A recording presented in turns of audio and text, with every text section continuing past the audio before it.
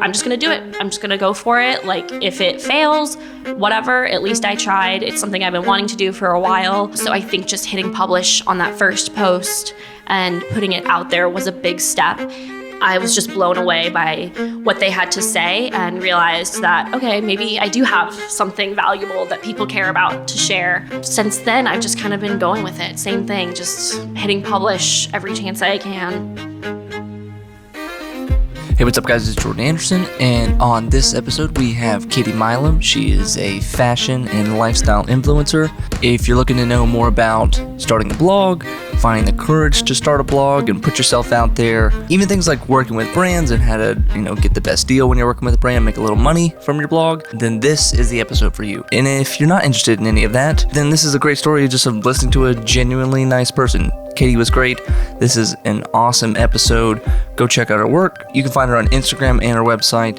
They're both as seen on Kathleen. Yeah, let's not delay. Let's get right into it. There's a ton of great tips in here. I present to you Katie Milam.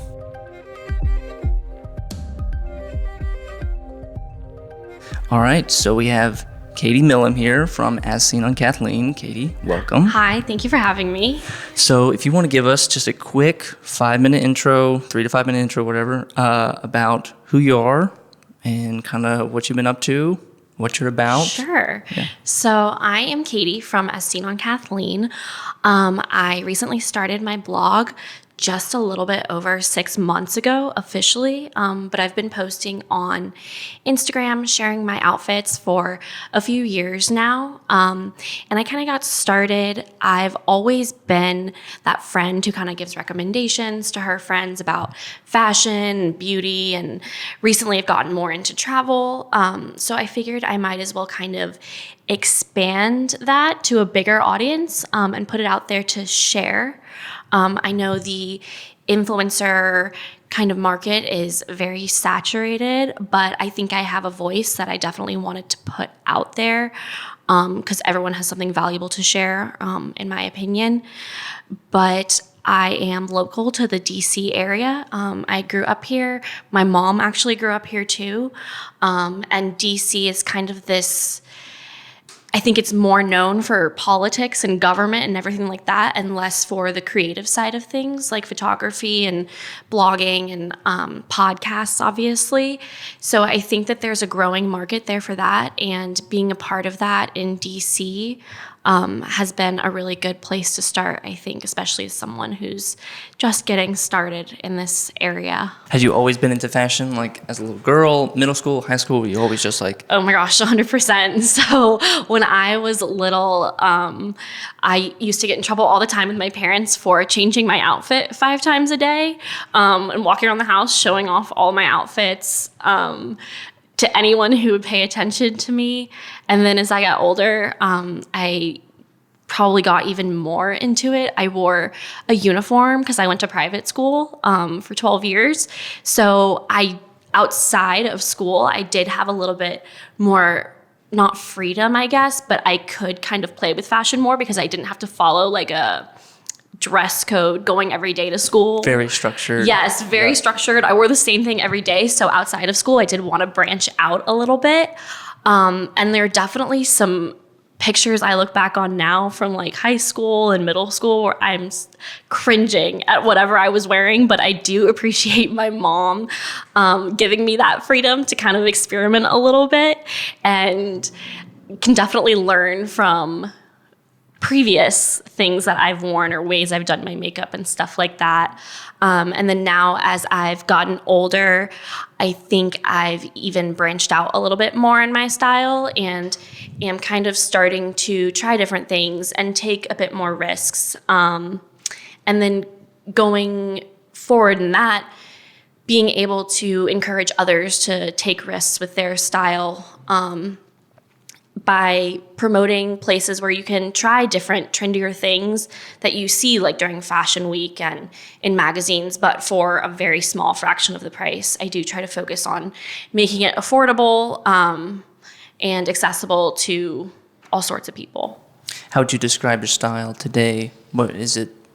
Because you don't just do clothing, you do hair, makeup, lifestyle. How would you describe your style? So Honestly, it depends on the day. Sometimes I can be very preppy, definitely have gone through like my very preppy Lily Pulitzer phase, which I do, especially during the summer now, focus a lot on that, but a little bit of boho in there too, I think. And then I've tried to get a little bit edgier. Years ago, you would never catch me in a leather jacket, but I actually own one now, and that has kind of worked its way into my wardrobe. And then as far as like makeup and hair goes, I've transitioned. I used to be platinum blonde a couple months ago. For about a year, I was platinum blonde. And then a couple months ago, I started going darker and darker, which sounds like a tiny little change, but it was being very blonde was a big part of my personality, I think, and a big part of my identity. So making that transition and experimenting a little bit has been a big change for me personally. And what about inspiration? Are you looking at other Instagram accounts? Are you looking at magazines? Are you looking at celebrities? What are you kind of like, oh, I really like this style, or like, I like what this person's doing? Right. So I definitely take a lot of my inspiration from others that I see on Instagram.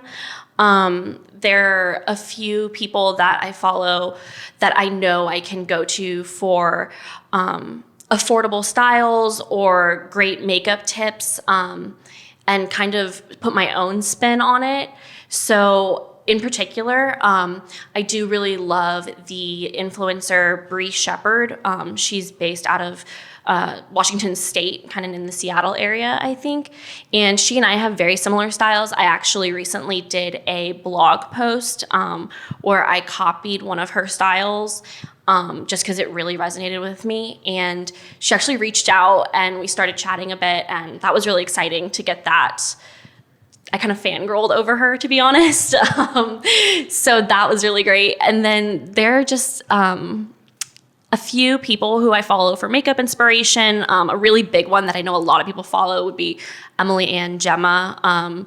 She always has like the best makeup tips and tutorials, and I can definitely get a lot of value out of her content as well. So what about Asleen on Kathleen? How did that get started? Was that on a whim? What was like day one as seen on Kathleen? So I actually, as seen on Kathleen, I kind of came up with, I was sick, staying home from work, taking a sick day one day, and I literally started like Googling ways to come up with a clever name for a blog because I had an idea of what I wanted to write about, but I was like, I need something catchy. I need something good that like no one else is gonna have. So really basic. I just started looking up like different words that like rhymed and like alliterations and stuff like that, and finally decided on a scene on Kathleen, which my whole life I've only ever really gone by Katie unless they're calling for attendance in class or something like that. I never go by Kathleen. But that day I was really grateful that my parents gave me a name that rhymes with so many different things. So that's kind of how As Seen on Kathleen got started. But the actual blog I wrote my first blog post probably 2 years ago, and I published it and immediately took it down the next day because I was really nervous for some reason. I think I didn't want people to judge me. I didn't think that what I had to say had much value. And I just got scared and deleted it immediately. I think maybe 3 people saw it, and like one of them was my mom. What was that first post about? It was about like just me starting blogging, I think. It was just like the most basic introduction, and I just chickened out at the last minute and deleted it. It was gone the next day. And then I think in the next year or so, I just made some transitions in my life. I got a new job. I made some new friends and became a little bit more comfortable, I think. I think I just grew up a lot in that year or so. And finally, I actually launched As Seen on Kathleen on my 23rd birthday last year. So I was like, I'm just gonna do it. I had everything ready to go. And I bought my domain site, got everything set up, and I was like, I'm just gonna do it. I'm just gonna go for it. Like, if it fails, whatever, at least I tried. It's something I've been wanting to do for a while. So I think just hitting publish on that first post and putting it out there was a big step.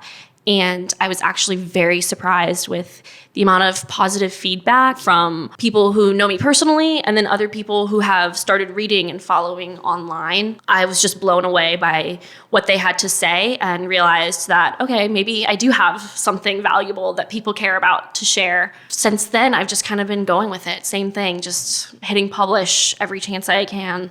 Do you still have to close your eyes and press publish, or has it over the years gotten more confident? Like, yep, I feel good about this. No, I think I've gotten more confident with it for sure. I just think I was nervous about how people I knew in real life would react at first. And now that I've done it, it doesn't even faze me anymore. And to be honest, the reactions have been really positive. Friends and family have just been very supportive. My mom especially is very interested in how everything works, especially Instagram and everything like that. She's learned a lot, I think. And just being able to share that and having that positive reinforcement has made it a lot easier and made me a lot more confident in what I have to say. What's sort of your, philosophical approach to your content? Do you do this just as a creative outlet? Do you do this as a way to genuinely help people? How do you, when you're crafting a blog post, when you're about to, make a photo or a fashion spread, what's going to go in through your mind, or even your heart, this is what I want to do? Right. So I think it definitely is a creative outlet for sure. And I think it took me a while to kind of realize that, because it did start out as me just trying to help other people and give them advice.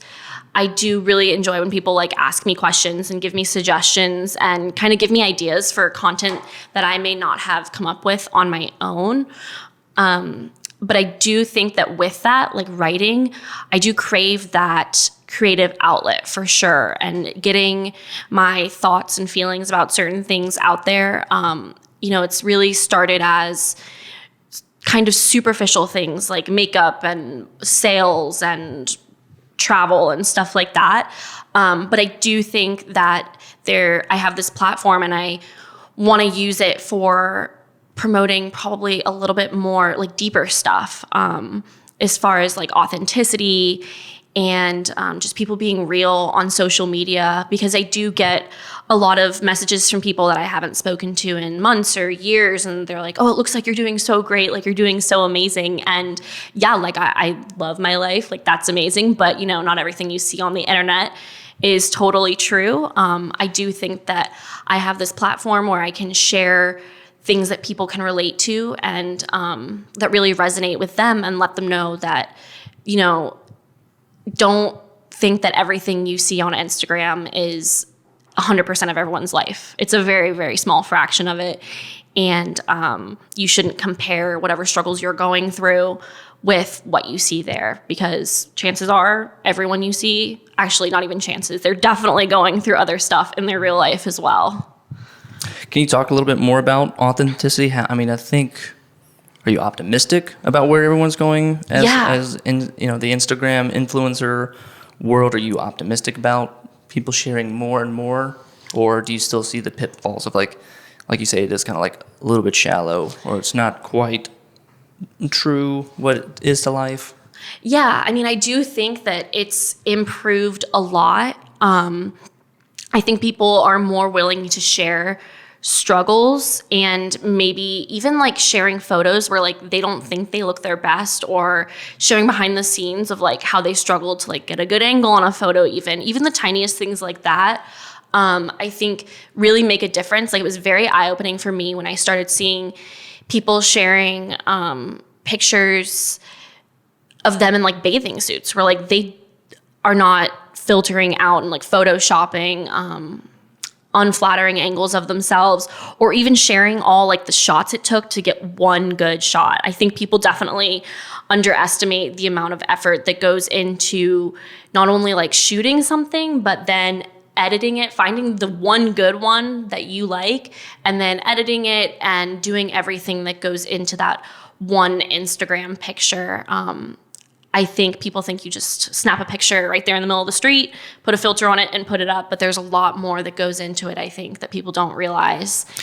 Yeah, some accounts, they've even done, where you swipe over, the first photo is the finished product, and then you swipe over and you see the behind the scenes. Yeah. And it's like, oh wow, that's all it is. It's like it's a little more revealing. It's a little more like authentic, I guess. 100%. And I think especially with all the different editing apps and stuff that you can use, I think there's value in also teaching people how to take a picture that they didn't love and go into Lightroom and like use presets and resetting all the settings to how you want to see it. It's really interesting to see what you can take out of what you thought was a mediocre picture and turning it into this amazing shot that people end up loving and you get some great reactions to. I think that's definitely valuable to people absorbing that content. Do you have a story of a time where you were super authentic about it, or like you at first were very guarded and like this has got to be the perfect photo, and then you had that switch where like, you know what, they need to know what's actually going on? Yeah, I mean, I think that actually it happens to me more often than not, where I go out and I'm like, all right, hair looks good, makeup looks good, like got this outfit, gonna look great, and I go out and I shoot all these pictures, and I probably could shoot 2,000 pictures, and I come back and there's maybe 2, 3 that I actually like. And I can swipe through and I can look at stuff and find the good pictures. But then I think along with that, sharing maybe the outtakes from that picture. I know I recently posted a picture where, I mean, I thought my outfit looked cute. I thought it looked great. But then along that, you swipe to the right and you see the awkward face I'm making as people are walking by and looking at me, taking pictures. I definitely think there's some real life that goes into that, that not only people find funny, but also a little bit refreshing to see that, you're not out here getting the perfect picture on the first shot. But there is a little bit of awkwardness that goes into everything. Mm-hmm. Yes, I've noticed that if you make because I used to do vlogs, and like you walk around in public and like you're pointing a camera at yourself, you look kind of like an idiot. Like, how did you? I mean, and then you yourself, if you're taking fashion photos in the middle of the street, you're stopping traffic. There's a photographer there. Like, that's kind of weird. It's weird. Like, how did you overcome that? I don't think I've fully overcome it yet. I do think I've gotten over the, being on my story and like talking into that. That was something where I was like, oh my gosh, I can never do that. Like sitting there and talking to like my camera and looking at myself. And now it's something that I kind of do regularly. And the reason I've kept up with it so much is because people engage with it so much, and I've gotten so much positive feedback where I'll tell like a funny story about something that happened to me that day, and people love that as opposed to just like the regular normal fashion stuff. But then I also think, I shoot a lot with a tripod, a $15 tripod I bought on Amazon, and I totally own it. Like I will just post up in the middle of the sidewalk somewhere and snap pictures of myself.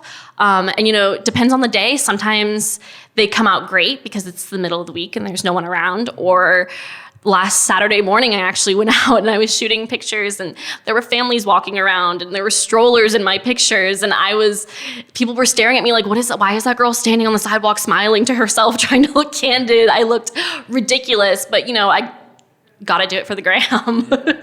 So I think just ignoring that and kind of rolling with it, it does end up being worth it. Like if all you've got is a tripod and you got to shoot for a campaign or something, you just got to own it. You just got to go for it, Mm-hmm.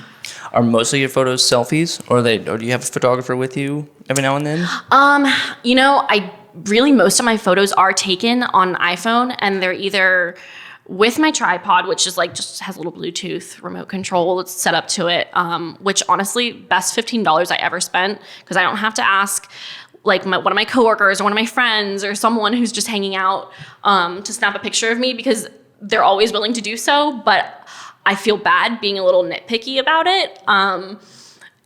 But then I'm lucky enough where my boyfriend is actually very into photography. He's super into landscape photography, so maybe not exactly my area of expertise. But he lives in San Francisco, but whenever he is here, I'm there, which is pretty often. He's more than happy to go out with me one morning and shoot different outfits. So I'm definitely very grateful for that. But mostly my pictures are just taken by random people that are around that I can just hand my iPhone over to take the picture. And I think with starting an account like that, everybody, same with filmmakers, like they want to put the gear in the way, or they want to make the excuse like I don't have the right gear. Oh, like my iPhone is not good enough, or like I need a professional camera. Like you don't. No, 100% do not need a professional camera. I mean, portrait mode is like very life changing if you're trying to get an outfit that's just focusing, or I'm sorry, a picture that's just trying to focus on your outfit. But you definitely do not need some fancy camera with some fancy lens. I just think when you're doing it, like you probably feel more professional as you're doing it, as opposed to just someone snapping pictures of you on an iPhone or something. But the truth is, people are going to engage with your content either way, I think. So it really doesn't matter what kind of the quality of the gear that you have or what you're using. I think as long as you're putting the content out there and you're doing the best that you can do, there's no reason to have to invest in some really, really fancy gear or anything like that. Mm-hmm. And then, let's see. We can maybe talk about, you say you've been posting more on Instagram stories and you get a little bit more feedback. What is that feedback looking like? Or, have you styled anyone? Have you given anyone fashion tips? Do you feel like you have that authority now where you can say like, this is trendy, this is not, this looks good, this doesn't? Authority is a big word, as a way to put it. Thought leader. I do think that I have enough experience now that I can kind of speak to what is trendy based off of what I'm seeing. And as far as like styling different body types and that kind of stuff, I think I've definitely gotten pretty good at. It does take a lot of trial and error. And posting, I think, try-ons has been huge for me, which the first time I ever did that, I've done it where I will record myself in like a fitting room at a store or something. But when I first started, I would not record myself. I'd snap a quick picture and put my phone away, and that would be the end of that, because God forbid someone else in the fitting room heard me, or someone who worked there walked by and heard me. I was mortified. But now I've kind of gotten over it. I'm like, whatever, I don't care, whatever. I'm in here minding my own business. If anything, I feel like you're kind of bringing in traffic to the store. So in a way, you're kind of doing them a favor, as long as you're being nice about it. Of course, you don't want to leave a mess for them or anything. But I do think those things have been really valuable, because you can post a picture of an outfit and chances are it's a really flattering angle. You're looking your best. The outfit looks great on you. But being able to post a try on or something like that, where people are seeing you unfiltered, moving around from every angle, probably holds more value. And at least in my experience, has gotten more engagement out of that, because you can kind of give fit advice and just the real picture of what something looks like. I think it's definitely more helpful than just one photo of one item. I want to learn more about how you've set up As Seen on Kathleen, Sure. as a structure, as an account, because there is a business side to it. 100%. How have you kind of set up that business side of it? Yeah. So the business side of it, I think people underestimate how much time and value there is in engaging with your followers and with others in your kind of community on Instagram. I do have to dedicate a couple hours a day to just responding to comments, responding to DMs, or making it a point to go engage with other people, because you do I think you want that visibility. And the more that you're out there engaging with other people's things, the more you are visible to other people who might be interested in the content that you put out there. If you're engaging on content that is similar to yours, then people who follow that are gonna follow you. So there is a lot of business strategy that goes into it.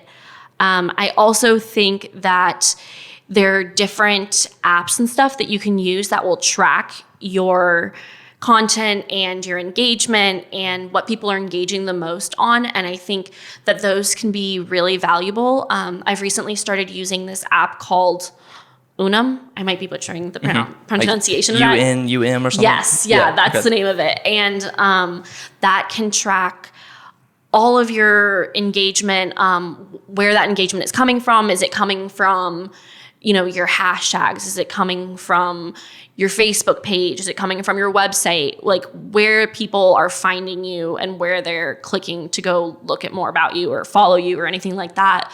And in addition to that, the app gives you the ability to plan your content. So I think a lot of people place a lot of value in having like a cohesive feed. And that's definitely something I struggle with. Just having it look pretty, have all those little 9 squares that show up on your screen look good next to each other. And I'm definitely learning a lot from being able to use Unum to plan that out ahead of time and figure out what looks best. Or even like the order in which things are shared. Like, you don't want to share, or maybe you do want to share 5 mirror pictures in a row. If that's something you want to avoid, then that's definitely something that the app will help you do. But there is a lot of value in figuring out what is your best business strategy and using those different resources that you can find on the internet to kind of figure out what works best for you and your engagement. Because right now you have the Instagram account, and that's probably getting, I guess you would call top of the funnel, the most eyeballs. Yeah, I think that's probably my biggest platform right now. And then you're driving people to your website. Yes, to my website. Okay. And then also social media channels that maybe people don't think a lot about. Facebook. I know if you have an Instagram business account, you have to have a Facebook page connected to it. And I was actually talking to someone about this yesterday. When I made my Instagram business page, I created that Facebook page. It can't be like your normal Facebook profile with like your family and friends and stuff. It has to be like a business page. I kept it hidden. I didn't publish it. It was just there so I could use the Instagram side of the business. And then, I don't know, I think after I launched my actual website, I was like, well, I just need to drive traffic to my website, so I might as well start using the Facebook page too. And now that's kind of taken off a little bit more than I expected it to. Where people are liking the page and following my content on there as well. And I've been looking at my statistics and it's driving more traffic to my blog. So I think don't underestimate the social media channels that you can use to get your information out there and promote yourself. Yeah, because I think people anecdotally be like, well, I don't use that, so nobody else in my audience uses that. Yeah. Like, I don't use Twitter, so why do I need to use Twitter? Yeah, exactly. And I definitely think that just because you don't use it doesn't mean that someone else isn't using it. Like I can tell you my grandma is probably on Facebook more than she is on Instagram. You're damn right. If I'm sharing something that she wants to read, that's where she's going to find it. And not just my grandma, but like, pretty much anyone. Grandmas. Grandmas. The ones that want to see what you're up to but don't have Instagram. So that's been a great platform. And then also in addition to that, Pinterest. So especially if you're into like the fashion or food, even cooking, beauty, any sort of stuff like that, Pinterest has been a huge platform because people are on Pinterest, for lack of a better phrase, to like waste time reading things like that. Like they're there looking for information, and if you can provide it, it's going to get you the click that you're looking for. Or inspiration even. Yeah. Oh my gosh, I go on Pinterest for so much inspiration, especially when I'm traveling and I'm looking for good places to take pictures, or even when I'm in DC and I want to find good places to take pictures. The first place I look is going to be Pinterest. There's so many articles with different places that you can go to get those good shots and fashion inspiration, and even like poses. Like you can find anything on Pinterest. I think there's a lot of value in that. And are you doing on Pinterest? Are you doing community boards? Are you doing are you managing that? Have you created a little community on Pinterest as well? Yeah, kind of. So I have a group of blogger friends where we kind of work together. It's probably a group of 10 or 15 girls, and we work together and share stuff on Pinterest and engage with each other. And there's kind of like that mutual support that we're giving each other. And I'm sharing about them on my boards, and they're sharing about me on their boards. So we're just kind of all funneling each other's information out there as best as we can. And it's just been a great community to work with, for sure. What's the DC like with collaboration? Do you find that there's a lot of lifestyle bloggers in DC? And then even maybe counterintuitively, is competition something that plays a part? Are you trying to or is it all collaboration? Yeah, so I think definitely there's a good population of lifestyle bloggers in the DC area. We're lucky enough to have a chapter of what's called the Blogger Union in DC, where they have monthly meetups, and it's usually at like a restaurant or a bar, or the other day they had one at the mall, where there would be like a talk or tips and tricks from someone who's a little bit bigger, or like brand networking to work with different brands in the area. Oh, they'll bring like a brand representative there. Yeah, a couple brand representatives. They did that not long ago at a local restaurant, where you can meet up with different brands and talk to them and figure out if your area kind of fits in with what they're trying to sell as well. But as far as like competition goes, I mean, obviously every business has its competition, but I think everyone can get more out of working collaboratively as opposed to being too competitive. I think there's a lot to be said for, women supporting other women in the area. And I think in DC, they do place a big value on that. I know at the DC blogger events, a big phrase that they use is community over competition. So everyone kind of working together, promoting each other, collaborating where they can, and, getting to know each other personally, because, it can be a little bit isolating to be posting a makeup tutorial alone in your room sometimes. So I think the social even aspect of it, of like getting out there and like grabbing drinks with people who have the same interests as you, is definitely inspiring and motivating. And even hearing about their struggles, I think everyone can relate to that. And luckily in the DC area, we do have a lot of that. And it's been really great, really eye-opening, and motivating for sure. Sweet. Have you been doing brand deals at all? How do you see the future for brand deals with your channel? So brand deals right now, I'd love to get more. I think it's probably the biggest way to grow your following. Getting reposted by brands even is really great, just to get your name out there. Brand deals can be a little bit tougher when you're just starting out, but I also think people shouldn't get discouraged. I reach out to, oh my gosh, when I first started, I was reaching out to huge companies where, that's great. I definitely encourage reaching out. I mean, the worst they can say is no, so go for it. But I do think starting out, reaching out to even local places and just letting them know how much you love their product, you promote their product, or their services or whatever it is, I think can be really great. And then eventually monetizing that is, for most people, probably the goal of, at least for me, for my blog. It is tough to get rejected or, not even get an email back, but being very persistent and not letting that get you down has definitely been key for me. And things come along where you wouldn't even imagine that you would be in this place and be that successful with it, but just being persistent, keeping up with it,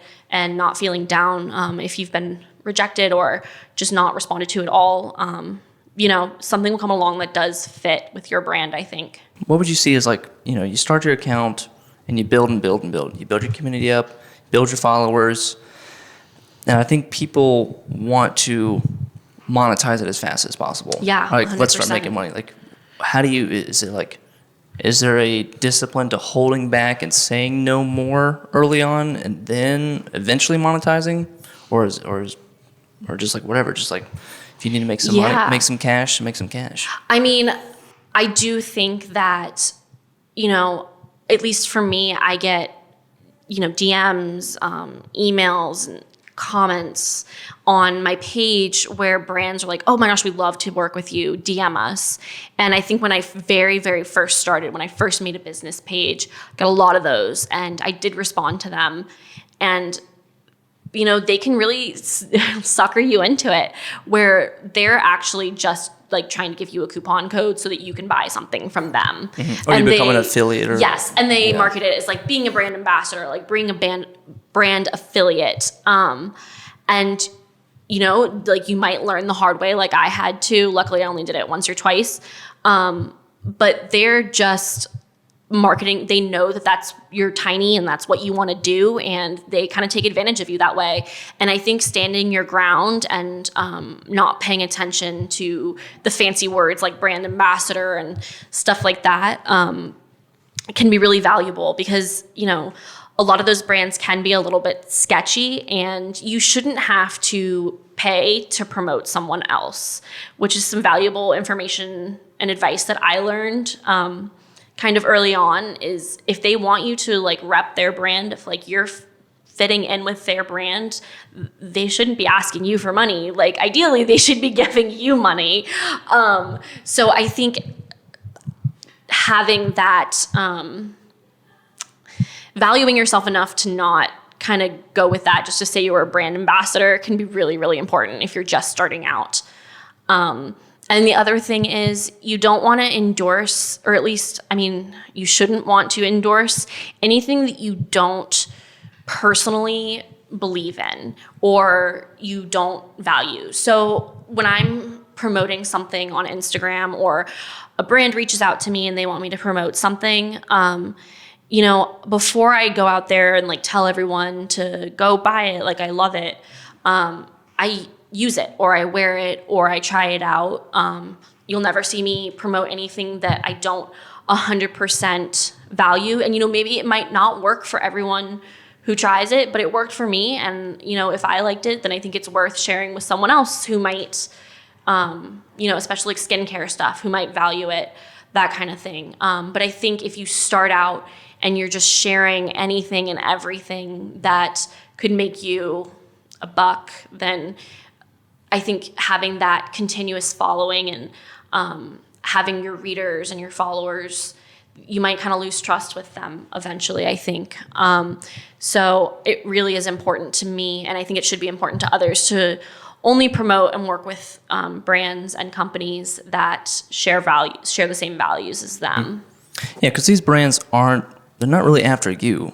They're after the people that follow you. Exactly. So you have to be like the guardian between them. You are the face of their company, and you should not be paying to be the face of their company. I used to work in the fitness supplements, and there were some deals where it's like huge. They would make you buy $500 worth of product. Yeah. For them to be a brand ambassador. It's like, yeah. Wait, what? Or with the big one when you're just starting out in the influencer world, is the multi-level marketing or the pyramid schemes. Oh, yeah. Oh my gosh, if I had $1 for every single time I got one of those DMs, they're very, very persistent. And you know what? If you try it and that's something you believe in, good for you. But it's just not something that is attractive to me. Yeah, don't fool yourself. Honestly, it drives me absolutely insane.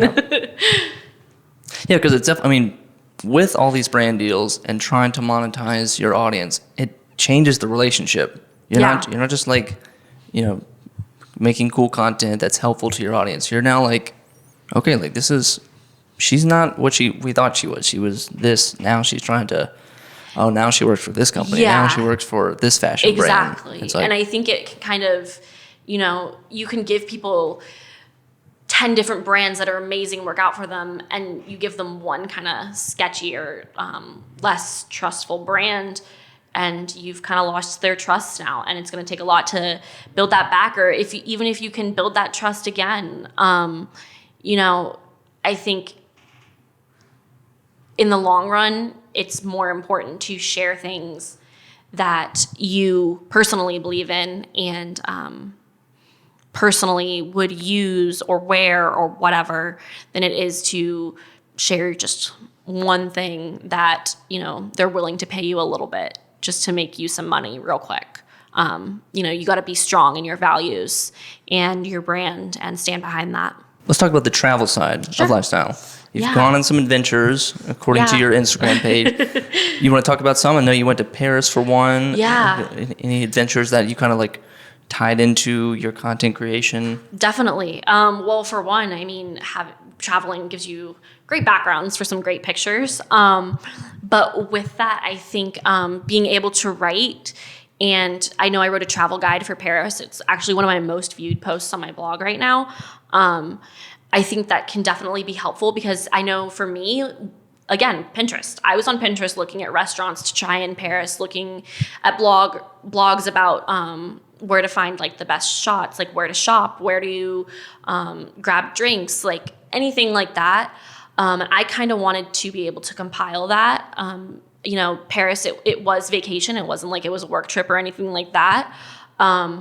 And I wanted to be able to give an honest review of stuff that we did. I think definitely when you're traveling to a different city, it can be a little bit intimidating because there is so much to try and you feel like you don't have enough time there. I mean, I was in Paris for a week and I still feel like I only got a small fraction of the city. I could go back 10 times and still not have tried everything.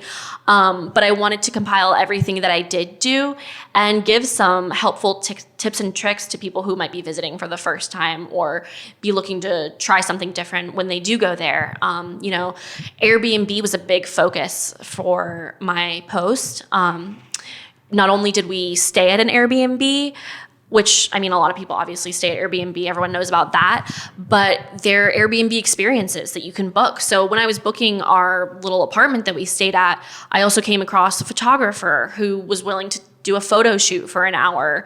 And then we also found like different experiences that you could do. Like I know in San Francisco, there's like a lot of like bar crawls and tours and photography walks. And in Paris, we did a wine and cheese pairing. And I was able to give people direct links to book those because they're usually pretty affordable. And you also get to meet other people who are visiting the city as well. I know at least with the wine and cheese pairing class thing that we did, we met a bunch of other people our age and kind of got to chat with them and then also exchange like restaurant recommendations and stuff like that with them. So that ended up being a really good time. But I think circling back to where that goes for the blog, just giving people even like the tiniest like little travel tips, like even for packing and stuff.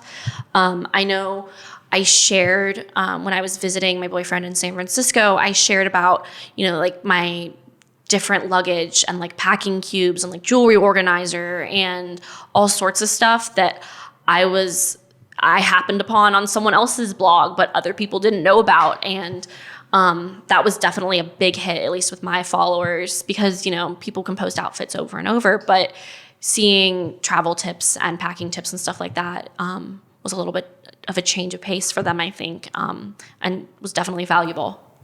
During the Paris trip, were you kind of actively jotting down notes, or when you wrote that guide, how did you go about writing that guide? Because that's a big task to do, like the travel guide on Paris. So I put a lot of planning into the trip anyways, because I knew we only had a week and it was like number one place I've ever wanted to visit. So I had an itinerary ahead of time with reservations booked. I mean, I allotted time for napping and like for Ubering. Like my itinerary, I am not usually like that, but I was like, I'm going to Paris, like I'm going all out and I'm not going to waste a second while I'm there. Ended up napping a lot more than I thought I would because I was a little bit jet lagged. Take melatonin now. Yeah, exactly. Definitely didn't allot for enough nap time, but I think having that plan in advance, and I knew that I wanted to write a travel guide when I got back. So when we would go to restaurants or visit certain places, I might just even jot down like in the notes of my phone, like just 2 lines about like, oh, this is what we ate, or take pictures of like what we ate or what we saw, or, I think a big one, at least specifically for Paris, that we learned was to get the tickets to go into, I'm going to butcher the name of this again, Musée d'Orsay ahead of time. Do not try to stand in line because the line doesn't exist. It's a giant crowd outside of the museum there's no sense of personal space. It's everyone just trying to pushing to get in before the doors open, and it's not in any particular order. So if I could do that over again, buy the tickets ahead of time, skip the line. I think just telling people, I wish someone had told me that in advance. So being able to tell someone that, would save them an hour of agony outside in the cold. But yeah. And with because you would think, or to an outside perspective, but why are you writing blog posts? Why are you making content while you're on vacation? Like, don't you just want to be on vacation? It's to you, I'm sure it's like a bit of a hobby. You 100%. This is not work.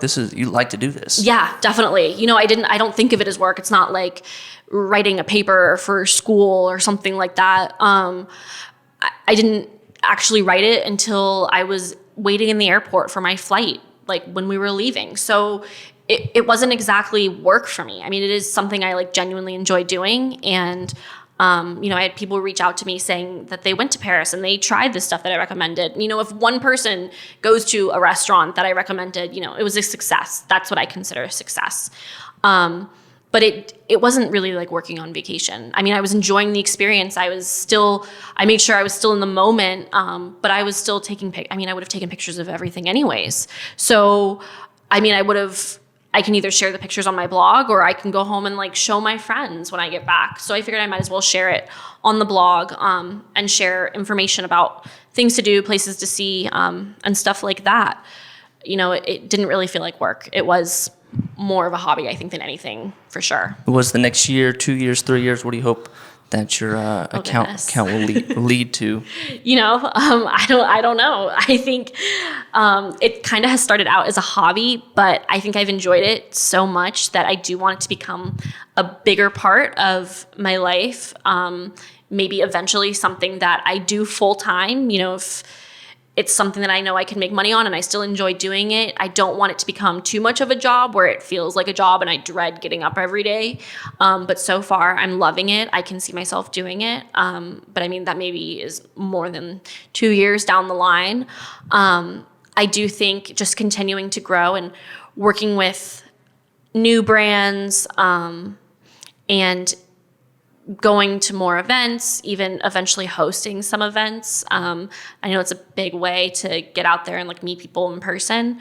Is definitely a goal of mine for the next year or so. But I think growing in any way that I can while still staying true to myself and getting that important messages out there that I find valuable, and sharing advice about life and clothes and fashion and makeup and all that stuff, just continuing to do and build that following and build that trusting relationship with my followers and readers is my main goal right now, I think. Any content strategy shift or or just focused on being consistent?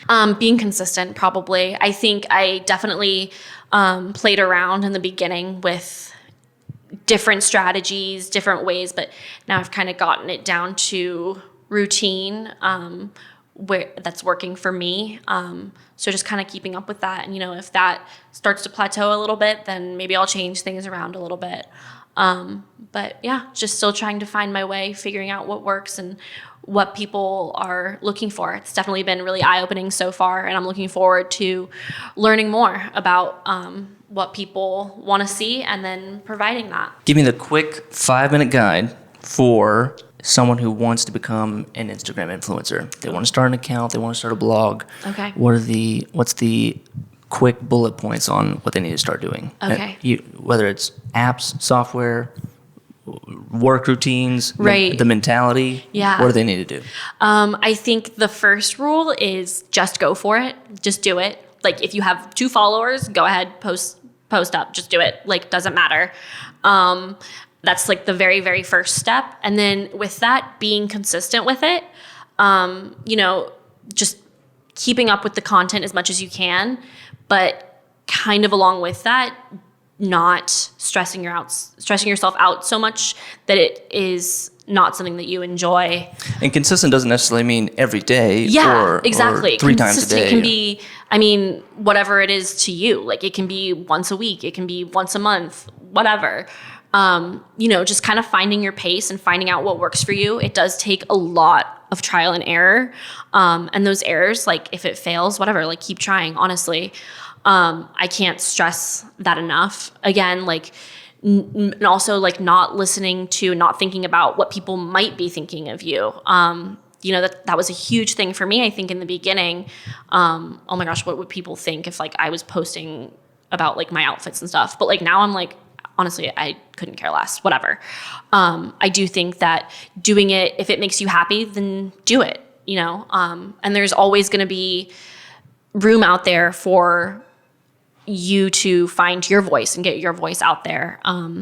So if you think that the market is kind of saturated and you think that you're just going to blend in with the rest of someone, you have something to share. If you think you have something to share it. And maybe you don't find your little niche right away, but you will eventually find it. And you just got to keep up with it.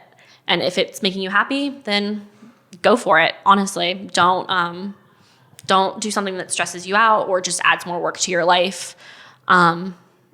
Just got to go for it. Nice. How do you feel about, because style does like evolve over time. Yeah. And you can start by just copying someone exactly. And then, I literally did that. Yeah.